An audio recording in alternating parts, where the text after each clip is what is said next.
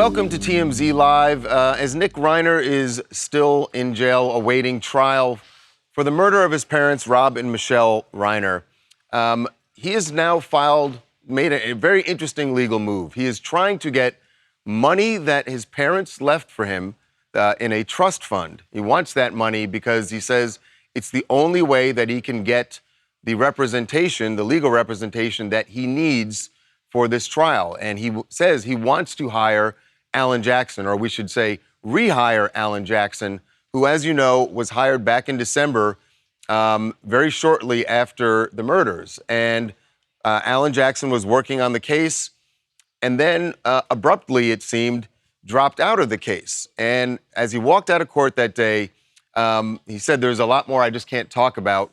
But now I think we're getting some insight here in these documents that Nick Reiner has filed. He says that this trust fund was set up for him before his parents' death, and it was set up that he would get money when he turned 30, that it was a schedule that he would get a certain amount of money at each age. And at age 30, he was supposed to get money, which he says he never got. That's the money that he now wants. He's 32 years old, and he wants that money so that he can hire Alan Jackson. So joining us now to talk about this interesting move is Alan Jackson himself. Alan, welcome back to TMZ Live. Good to see you. Nice to see you, Charles. How are you? All right. So, Alan, I think most people, when they saw this story, when we posted it last night, they thought, well, wait a second. Why is Nick Reiner going to get inheritance from his parents when he is accused of murdering them? It just didn't feel right, I think, to a lot of people who read that. Obviously, this is not inheritance based on, that he would get after their deaths. This was money that was already set up for him to get. What did you know about that trust fund when you dropped out of the case? Well, our team knew that a trust existed. We did not know what the contours of the trusts were. There were multiple trusts, we believed, at the time. But as the lawsuit indicates that Anita Wu filed against the trustee, there were guarantees, promises. There were certain overtures made about our defense and funding our defense, funding Nick's defense on his behalf, which includes things like inherently important things, hiring experts, getting the entire defense sort of populated with the right folks, the right people. It's not just simply about legal fees. As a matter of fact, there's much, much more to it than that. We knew that there were trust funds that existed prior to Michelle and Rob's tragic passing. The issue that's now before the court in probate, and I'm not the probate lawyer, I didn't bring that lawsuit, another lawyer did, is what's the difference between an inheritance and a trust? And that's what I think your viewers and what you just seized upon, that's what they need to understand. An inheritance is subject to the Slayer rule, which means you can't benefit from conduct that is supposedly specifically attendant to you receiving money under that behind that conduct. That's not what the situation is here. Nick Reiner had a trust. He had a trust well before the passing of his parents. That trust is an irrevocable trust that is his money. It's in the name of a trustee. He is the beneficiary, and that trustee has a duty and an obligation to see to that trust in the best interests of his client, and that client is one person, that's Nick Reiner. That's what the money that the lawsuit indicates is being held back from Nick, and it's wildly unfair. No matter what you think about the case, no matter what people conceive or on board about the case, specifically, the justice system only works when it's just. And that is Nick's money. According to the lawsuit, that money belonged to him well in advance of the circumstances that brought him to court in this instance. If he's entitled to it, then he should get it and be able to do with it what he wants. And what he wants to do with it, according to him, is to hire the legal defense of his choice. That is a Sixth Amendment right that every single person, every citizen has under the Constitution. Nick Reiner is no exception. He's entitled to it. And that's what this lawsuit is attempting to secure for him, his rights. So in the documents that were filed, Nick says that this money, that his siblings signed off on him using this money, that they were not going to stand in the way of him getting this money to use for his representation. Was that your understanding did you hear anything about his siblings' sign off when you started working on this case? Yeah, if you look at the declaration that we filed, that I filed in support of at the request of his probate lawyer, it lays a lot of that out. It does not do anything, and I'm not going to do anything to invade the attorney-client privilege in my conversations with Nick specifically. But yeah, our understanding was from the jump, from the time I was in New York and I got that call, that urgent emergency call, our understanding was that the family not only was not going to stand in the way, but was fully supportive of bringing us on board immediately so we could jump into action to start securing Nick's interests and his rights. So in that declaration that you mentioned, Alan, you do mention that you would be willing to, and you're ready to rejoin this case to represent Nick if the finances of the trust fund, if this trust fund battle can be figured out and he can have access to that money, that you're willing to come back on to represent him? Well, in your opening remarks, you refer back to the press conference that I gave outside the courthouse when I had to very troublingly step down. You could tell from then I was not happy about having to step away from this case. I think Nick Reiner, like anybody else, is entitled to a robust, a zealous defense, the best defense he can possibly get. I still believe that to this day. So you're damn right. If the circumstances, the logistics are such that we can come on board, if there are the resources there that are necessary to be able to build a robust, a full-throated defense, absolutely. Absolutely. Me and my entire team are ready, willing, and able to step right back in and start securing his defense. And you had indicated while you were on the case that it seemed like your strategy was going to be to get him acquitted by not guilty, to find him not guilty by reason of insanity, that would be the verdict that you were going after. Would that still be your strategy? A lot of people are guessing about that. I'm not going to discuss legal strategy here. I think it would be inopportune for me to do that. I am not his lawyer as it stands. His lawyer is a very capable set of folks over at the Public Defender's Office.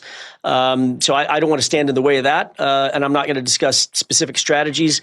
A lot of people have a lot of thoughts about what could or should be trial strategies attendant to Nick's case, but we have our own. I can tell you, do we have a strategy? Absolutely. We've got a strategy, a very thorough one. We developed it within the first few weeks of representing Nick.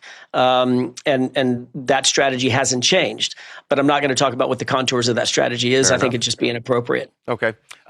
One last thing, Alan. Do you know why he did not get the money at age 30? As I mentioned, he's 32.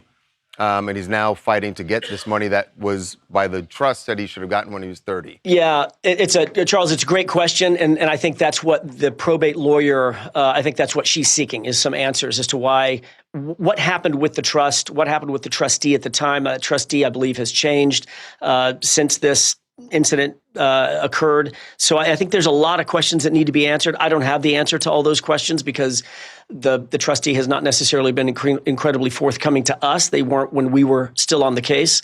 So that's what the lawsuit is seeking to do, is just give some real stark relief so we can see what is actually going on behind the scenes financially for Nick, what happened before this incident, what's going to happen afterward. And I'm not saying that you are saying this, but I think some people assumed in reading this that you left the case because you didn't get paid at all. Just to be clear, I don't think that was the case, right? In reading the documents, that is not the case. You were compensated. Absolutely, right. Yeah. That is that. Look, I had to bite my tongue because it wasn't in furtherance of litigation. So I wanted to show fealty and respect and dignity to the process of me withdrawing. So it wasn't appropriate for me to talk about it at the time, but I had to bite my tongue oftentimes with regard to folks jumping to conclusions about why we left. It's not simply, it's not that black and white. And the declaration that's now been filed reveals that pretty clearly. All right, Alan, thanks so much for joining us, and we will see if you're back on this case. Very interesting twist here. Sounds good. All right. Good to see you. Thanks. Coming up, Stephen A. Smith was very upset about the fact that the president was going to be at the game and said, if the Knicks lose, it's Trump's fault. Well, they lost. And after the game, reporters spoke to the president about the fact that Stephen A. was laying the loss at his feet. Be right back. Well, President Trump indeed stole the spotlight from the New York Knicks and the San Antonio Spurs, probably more than Knicks. At least that's how Knicks fans are feeling after they lost Game 3 at Madison Square Garden. And the president, before the game started, got plenty of attention. There were moments where the crowd broke out into USA chants, but the big moment was during the national anthem. They showed him on the Jumbotron, and boos rained down in the Garden. So with all that being said, we told you yesterday that there were a lot of Knicks fans, among them, most famously, Stephen A. Smith, who was very upset about the fact that the president was going to be at the game and said, if the Knicks lose, it's Trump's fault. Well, they lost. And after the game, reporters spoke to the president about the fact that Stephen A. was laying the loss at his feet, and this was his response. ESPN commentator Stephen A. Smith, who was talking about running for president, said he would blame you if the Knicks lost the game. How do you respond to that? I think he's a nice guy, but you need a certain aptitude to run for president. You need a high IQ. I'm not sure that Stephen has that. I don't think he does, actually. The weird thing is he's answering a different nobody, question. Also, nobody said anything about Stephen A. running for president. He has gestured about running for president, but yes. This was about blaming Trump if the Knicks lose. The Knicks did lose. I certainly blame Trump. I have a high enough IQ, Mr. President. You can't. Listen. Do you? The vibes were off. Like, the booing during the national anthem, this was an arena that was set to blow the roof off. They were so excited. The first time we have a finals game in MSG since 1999, and it was a letdown. Obviously, you can't blame them. You blame the officials, obviously, right? No, you could also just blame the players. You can blame the players. But more the officials, definitely. I do think what's weird is that he brings up Stephen A. running for president, which no one brought up, but it's like his mind just recalled that the last time he had any encounter with Stephen A. Smith, he called into a news talk show where Stephen A. was a guest and said, "Oh, I think this guy's going to be he could be a great candidate for president in 2028." You can see the push-pull because initially he says, yeah, he's a really nice guy, but then he pivots to, wait, he said something bad about me. Let me go to my old bag of tricks and call him stupid, low IQ, no aptitude. This is what he does, particularly with women and minorities quite a bit. There's a bit of a pattern there. Stephen A. Smith said he was going to run. He's not going to run. You know, I found it kind of clownish. Yeah, it's the back and forth. By the way, Stephen A. responded and referenced an image you might have seen. They did not show this on the broadcast, but lots of people in the arena took videos and photos where it certainly appeared like the president had fallen asleep. There are other angles. What people do you say call it? He's nodding off. I mean, he's next to the owner of the Knicks, James Dolan, is sitting right there. I've heard people in this office say, "See, Mike, he's sundowning. say- You ever call old people they sundown after the sun had set and he was out? So you think it's because the angle of that shot is from a higher downward angle. The angle shut his eyes. They lowered the lids. This is what Stephen A. had to say after he heard about the low IQ comment from the president. If it was that important for you to be there, why did you look like you were asleep? Didn't you call our former President Joe Biden Sleepy Joe? Or what should we call you? Because you weren't awake. You want to talk about IQ? I could say I put my IQ up against yours any day of the week. I could go one better. I could ask you why you've been running from me the last year since I wanted to talk to you. Stephen A. laid down the gauntlet. I love that. That's a sitting president who he's saying, I didn't realize that, as he puts it, the president's been running from him. But He's I would right. imagine You can't call out Sleepy Joe. You can't say low energy Jeb and then fall asleep at a riveting Game 3 finals. it's nice that these guys have this back and forth going, but really, can we get back to basketball? Let's go. As a Knicks fan. Knicks in 5. Hillary, Arizona. I'm really not surprised that he was booed in one of the most liberal cities in America. But also we have to take a look at James Dolan invited him himself. So that means that they have that connection there. They wanted the president there. And with the president being there, if you're a professional athlete, the mission is to win an NBA championship. It shouldn't be who is in the stands. Stephen A. has a great point. You can't go after President Trump and President Biden when it comes to, hey, Sleepy Joe, he wasn't awake, he wasn't doing this. But you can actually sit there and say, why would you fall asleep? Why would you fall asleep at an NBA Finals game? And you're the first sitting president to ever come and sit and attend an NBA Finals game. Really interesting concept. I agree with both. Stephen A., you're right on it with that. And President Trump, why are you falling asleep? I mean, he's, he's late at night. He's a man of a certain age. It happens.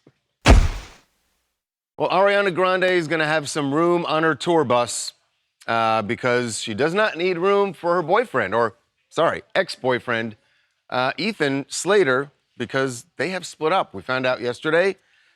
And actually it was her tour that kind of made people start. That's why we were like, well, wait a second, because someone asked, we were talking about her tour. It started in Oakland this week. Yep. And someone in the room asked, hey, where was Ethan? Why wasn't he there? Started poking around. And turns out we got some information that they are no longer together. In fact, we're told that they broke up a couple months ago, so it is still very fresh, but that Ariana's doing great. Apparently, they ended on amicable terms, which, of course, people always say that when it's involving celebrity breakups.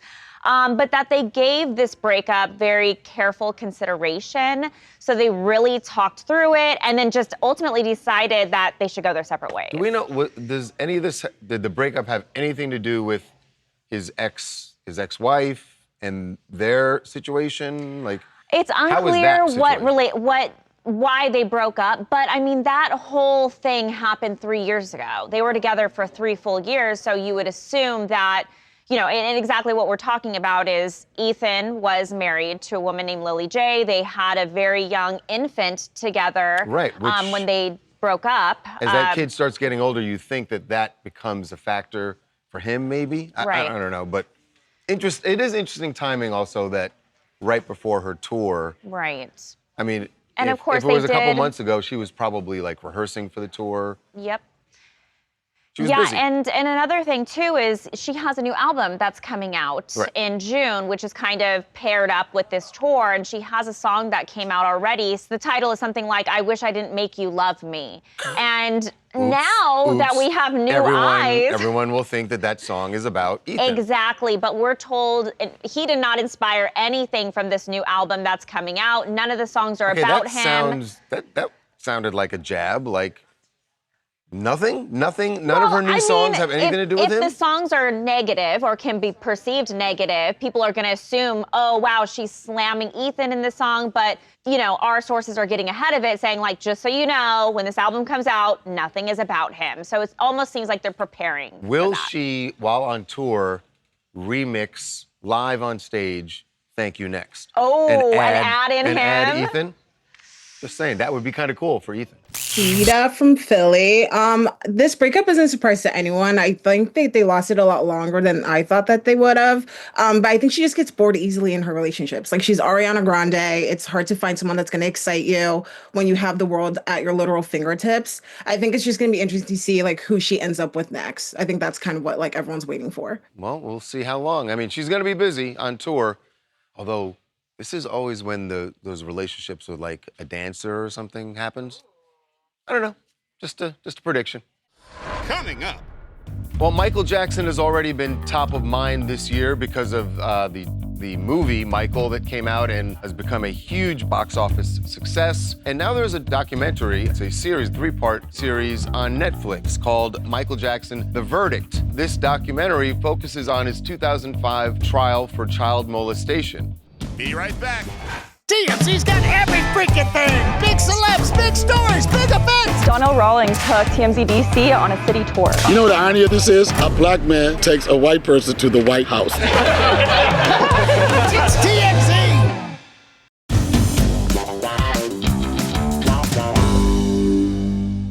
Well, Michael Jackson has already been top of mind this year because of the movie Michael that came out and has become a huge box office success. His music is topping the charts again. And now there's a documentary, it's a series, 3-part series on Netflix called Michael Jackson, The Verdict, which is also getting a lot of attention. This is sort of the other side of Michael Jackson. While the biopic celebrates his life and career, this documentary focuses on his 2005 trial for child molestation, a case where he was eventually acquitted of all 14 charges against him.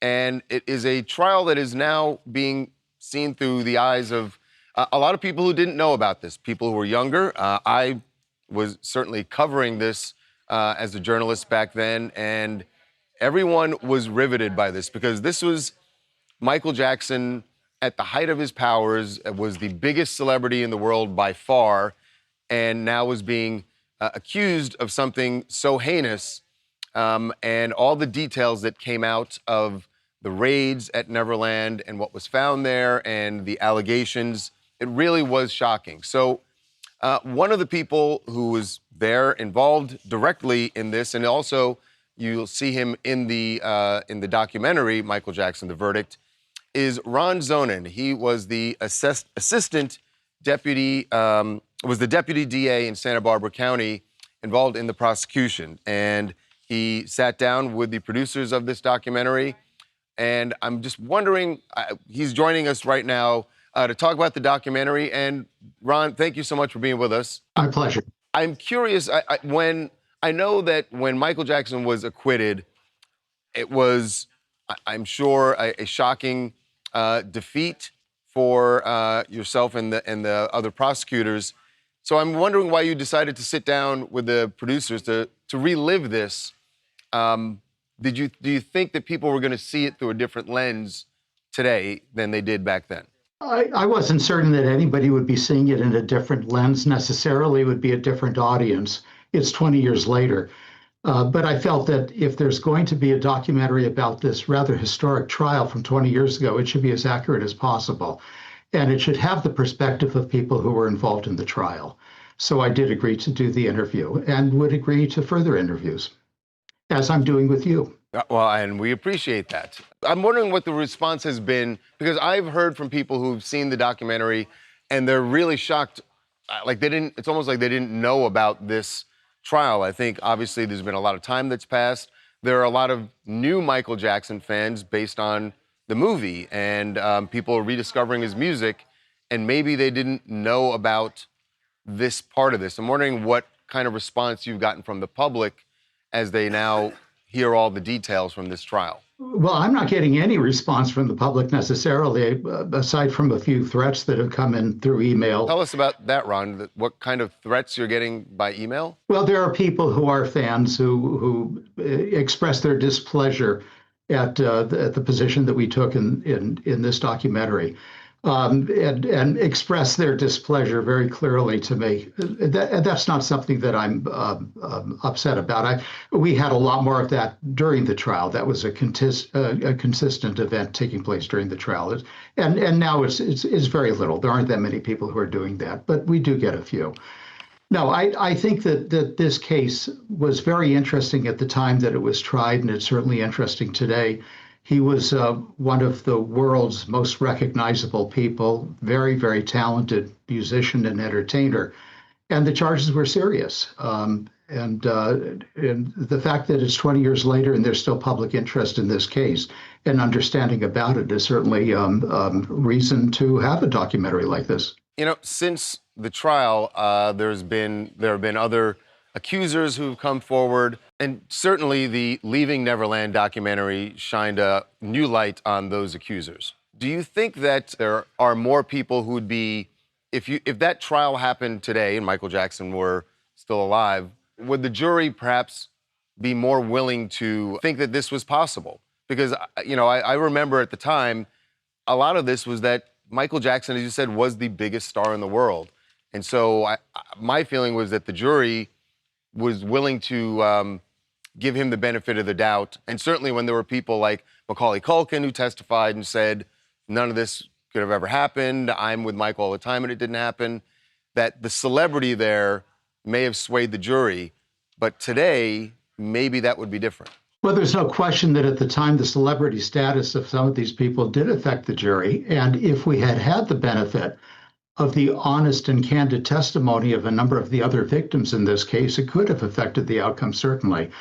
But we don't. And I think that if I had any objection with the documentary, it was that they really didn't address the fact that two of the victims in this case who were adamant that nothing had ever happened 20 years ago have now come forward and said, in fact, they were victims of long-term and intensive molestation by Michael Jackson. As to Wade Robson, he said it was over a period of about 7 years. And frankly, that there was nothing that two people could do to each other sexually that Michael Jackson didn't do with him during that period of time, starting at age 7. Now, if we had had that testimony, the benefit of that testimony in the trial, as opposed to the opposite, which is what we did have, of him testifying that nothing happened, that Michael Jackson was a perfect gentleman and simply helped him with his career, and there was nothing he ever did wrong. Yes, could there have been a different result in the trial? Of course, there could have been a different result. I think that probably it certainly would have benefited us at the time of the trial, and I think it could have been addressed in the documentary as well. There was only the reference to Wade Robson and James Safechuck denying that anything had ever happened to him, without mentioning the fact that both of them have now said publicly that they were victims of long-term molestation. Well, people can watch Michael Jackson, the verdict, and decide for themselves if they would reach a different verdict than the jurors did back in 2005. Ron, thanks so much for joining us. Really appreciate it. My pleasure. Coming up. The Chrisleys, you would think, are pretty happy. Like, life has gone pretty well for them since getting pardoned. But Todd and Julie are now going back to the case that landed them in prison. And now they want to go after their lawyers. Be right back.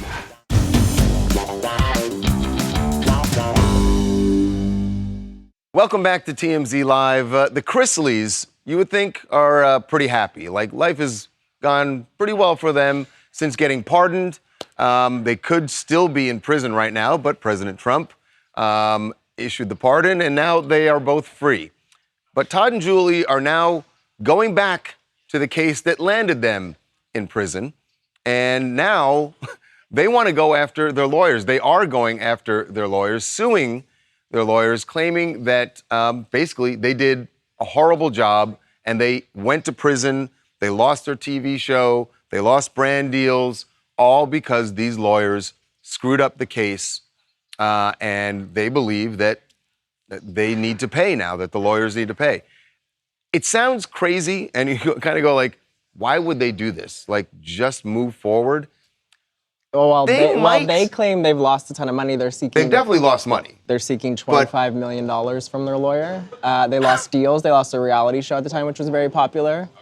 They've definitely lost. I mean, their reputation has taken a hit. Yes. The critics of the Chrisleys would say, but you committed the fraud. Well, they would say they didn't commit the fraud, and they would say that this was part of. So this is what I think is interesting, where you kind of look at it and you go like, initially you want to go, this is stupid, they shouldn't do this. But maybe they have a point here, because... Well, if he was too slow to file the motion to suppress the evidence, like you said, that could... So the point that they make in this lawsuit is that they believe their conviction was based largely on evidence that was found in a warehouse. That they think that the search of the warehouse was illegal, and their lawyer should have filed a motion to suppress that evidence so that it wasn't used at trial. So if it was an illegal search, then the evidence should not have ended up in trial. And they believe that they would have been acquitted. Yes. I don't know exactly what the evidence is, or if it truly was an illegal search. They are claiming they seem to think it's pretty vital, and that was what caused the conviction. But if it was an illegal search, you could, if it's clearly an illegal search, and again, I don't know that detail. Yes. I could see where they'd say, why wouldn't our lawyer have totally. I mean, if shut it was, this down? Yeah, absolutely. I mean, if that was what they believe caused the conviction, yeah, they have a point. So they have a point, and maybe we'll see what the lawyer says in they response. end up winning this and get $25 million. So their lawyer has not responded to this lawsuit yet. Not yet. I think it's going to be very interesting what they have to say about the Chrisleys. Yes, and if they win $25 million. I'm Haley Sulfridge from Nashville, Tennessee. The lawsuit might have merit. We don't know enough to, really say. But from the outside, it feels like a lot of energy is spent finding someone else to blame instead of accepting that a jury convicted them and multiple courts upheld it. At a certain point, not every bad outcome is somebody else's fault. Yeah, I mean, what's interesting is even if they felt like this illegal search was what got them convicted, they should have brought that up in the appeals, which you're right, they have not won. So yeah, I get why people feel like just move on. But they're not willing to, not yet, not with $25 million on the line. Well, it is over for the Pratt man, Spencer Pratt, who was running for mayor here in Los Angeles up until yesterday evening, when he ended up coming in third in the mayoral race here. Yes, it took a week for all the ballots to be counted, but now they've counted enough. I think they're at just over 90% now of the ballots that have been counted, and they have called the race that Nithya Raman will be in the runoff against the incumbent mayor, Karen Bass. And that means Spencer Pratt maybe is packing his bags. He had said on the campaign trail that if he did not win, he would leave L.A., that he doesn't want to live here under the conditions that the city is in now, the conditions he says he wanted to change as mayor. But something tells me that we have not seen the last of Spencer Pratt as a politician. I don't think so. He's now a political figure. I mean, he's made that transformation from reality star, villain, whatever you want to call him, hummingbird guy, crystals guy, but now he's a politician, and he performed better than people expected. He was leading for a long period of time. Nithya Raman was crying after the election night, thought she had been bested by Spencer Pratt, so he's in it, and I think he can pivot now to maybe a national scene or some other political office and really use that rather than, go home with his tail between his legs. So even though he came in third, but he's about 2 or 3% behind her? Yeah, about 3%. At this point? I mean, 24 and change and 27 and change. There were a lot of people who did support him. So what does he do now with that base, I guess you could say, with his political base? We got Congresswoman Anna Luna in D.C. and asked her about the possibility of Spencer continuing as a politician, maybe on a bigger platform than just mayor. What should Spencer do at this stage now that, it looks like he's being knocked out of the runoff?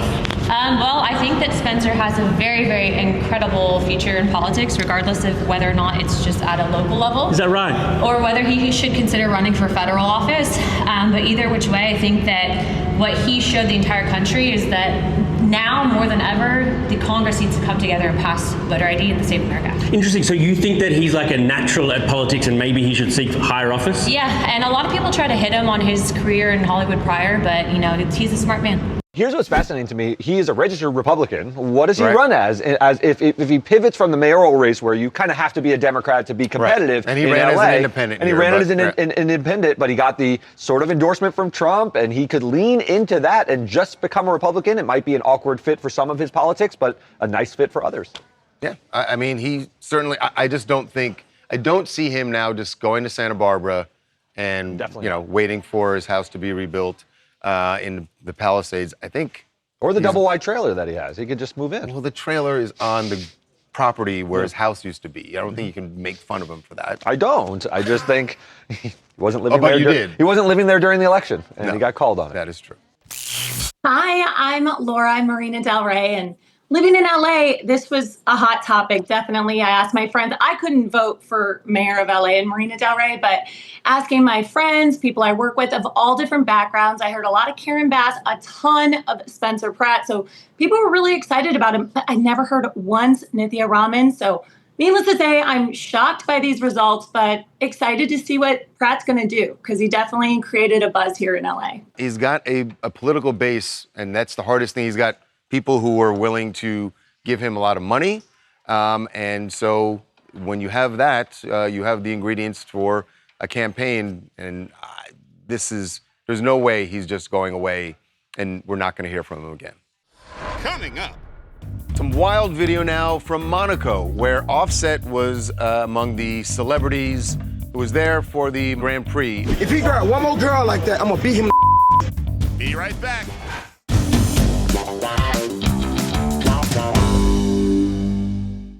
Some wild video now from Monaco, where Offset was among the celebrities who was there for the Grand Prix over the weekend. And part of his festivities got pretty violent because there was a dispute that he got into with the driver. There is a driver they had hired, there was a van. We don't know a lot more about what transpired before this, except what you're about to hear Offset accusing the driver of, which was that, in his words, the driver was putting his hands on women that were in part of their group, and Offset and other guys in the group were not having it, and this, I won't say they beat the hell out of this guy, but they gave him a good shove, we'll say. Watch. Don't touch me. Don't touch me.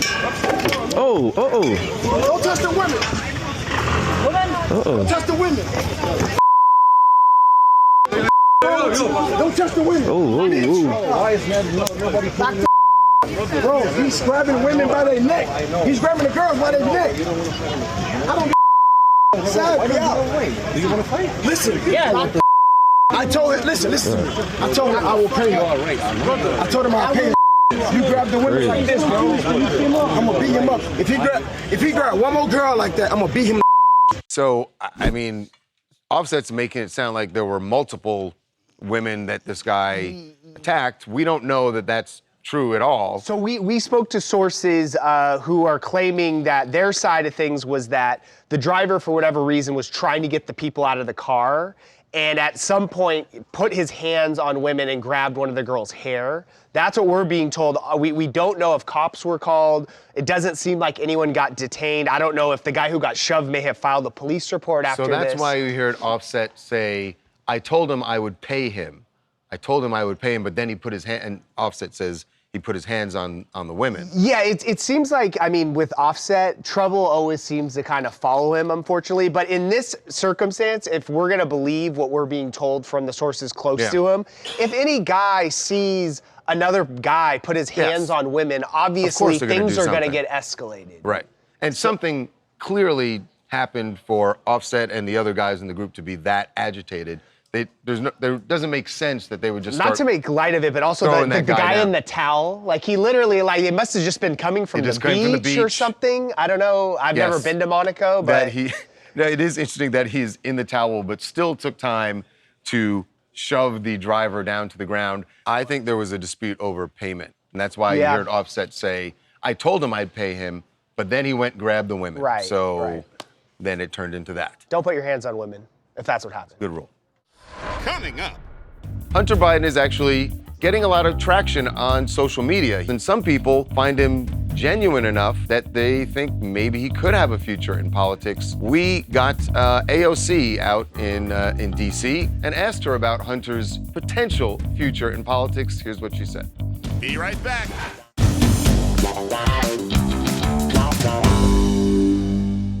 So here's a sentence you probably would never have suspected that you would hear anyone say. Hunter Biden possibly jumping into politics? Yeah, I mean, look, Hunter Biden, for all of his father's presidency, was sort of the albatross around his neck, the sort of ne'er-do-well son that everyone brought up and used against President Biden and all of his crises that he went through during addiction. But now, Hunter Biden is actually getting a lot of traction on social media. He's engaging with people about his own addiction and his own battles, and some people find him genuine enough that they think maybe he could have a future in politics. We got AOC out in D.C., Congresswoman Alexandria Ocasio-Cortez, and asked her about Hunter's potential future in politics. Here's what she said.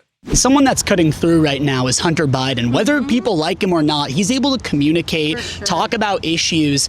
I mean, is this someone that you think should run for office or people should start taking seriously as part of the party? Well, you know, I think I don't know what Hunter Biden's plans are, but I can tell you he is a very compelling advocate on addiction and recovery. He's able to speak really to people's hearts and their experiences, showing the country that someone in the prominent position that he's already been in as the son of a president can be public and publicly vulnerable about what it means to recover from addiction. It can save lives. So I'm really glad that he's out there saying, hey, if you're struggling with this, you're not alone. So you think his authenticity is helping him cut through? For sure.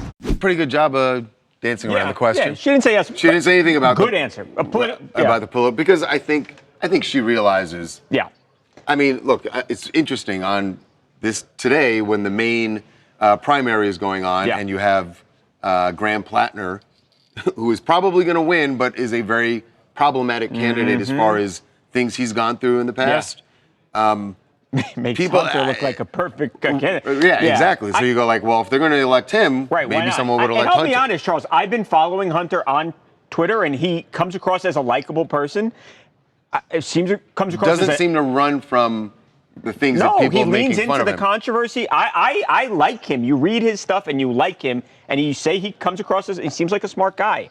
Not everyone needs to be a politician, but he does have I think he's got something to give. That's the thing. Yeah. Not everyone needs to be a politician. Right. Hi, it's Catherine from Boston. I think AOC hits nail right on the head here when it comes to Hunter Biden. Despite the fact that he has a storied history of addiction and alleged scandals, he's resonating with people because he's answering the questions. He's not running away from them. And in a world in which we are largely devoid of authentic voices, I think people like that. Now, whether he's going to run for office and if he could actually ever win is another question, but will he be a part of the conversation moving forward? I think that's probably likely. Yeah, he certainly is staying, he's got a toe in there, right? And he's got the name, so it's possible. But again, not everybody needs to be a politician. Every time you see a reality star or an athlete or, someone recovering from addiction doesn't mean run for office. Please. Coming up. Serena Williams, the GOAT, had her first match today. You know that she was coming back to play doubles. And just like before she retired, still got GOAT tendencies. Of course, now the next question is immediately going to be, will she play Wimbledon? Right. Be right back.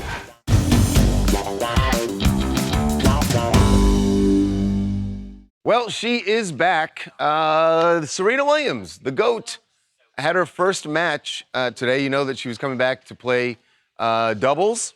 And just like before she retired, still got GOAT tendencies. It's amazing, Charles. Straight sets? Straight sets. Serena and Victoria Mboku, who is a 19-year-old sensation, a Canadian that she's teamed up with, doubles, Charles. They defeat the number 3 seed in the tournament. Like you said, straight sets. She receives a massive ovation as she walks onto the court. What would you expect? And I think a lot of people expected that she would miss a beat after 4 years away. Nope. Looks like Serena. This was at, what's the tournament called? The Queen's Tournament or something? HSBC Championship at the Queen's Club in London. In London. So, of course, now the next question is immediately going to be, will she play Wimbledon? Right. I mean, this was on She's grass. Already there. She looked great. Why not? Why not? By the way, nice color. Yeah. You too. Yeah. Hey, Good looking you out. look sharp today. Yeah. All right. We'll see you tomorrow.